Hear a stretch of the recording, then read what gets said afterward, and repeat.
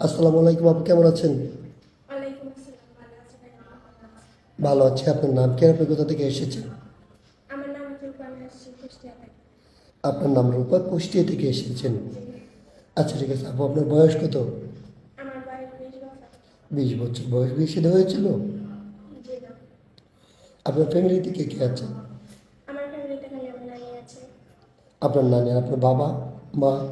আমার বাবা মা ছিল, আমার মা ছোটবেলা 5 বছর থেকে মারা গেছে। আর আপনার বাবা কতদিন হলো মারা গিয়েছে?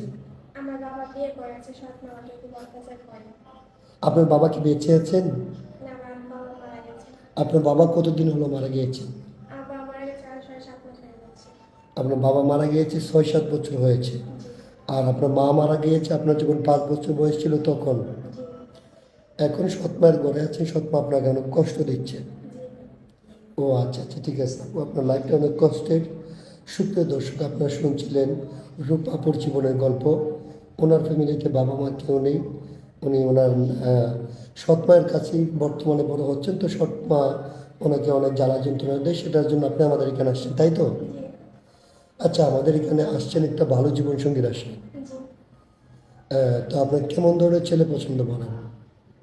সে যেরকম হোক ভাই, সে আমার কিন্তু ভালোবাসা দিতে হবে। কারণ আমি ছোট থেকে আমার বাবা মায়ের আদর পাইনি।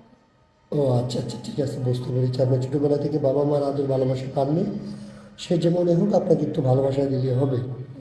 আচ্ছা, তার বয়সটা যদি একটু বেশি হয় সমস্যা আছে তাতে কোনো না, তাতে কিছু আসবে না। কোনো সমস্যা নেই? জি।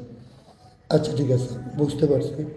এখন কথা হচ্ছে, এখন বলছেন বয়স বেশি হওয়ার সমস্যা নেই, পরবর্তীতে বলবেন যে বয়স বেশি কেন, আমি এটা মেনে নেব না, তোমার ঘর করবো না, এগুলো কিছু বলবেন? জি না। মন থেকে বলছেন তো?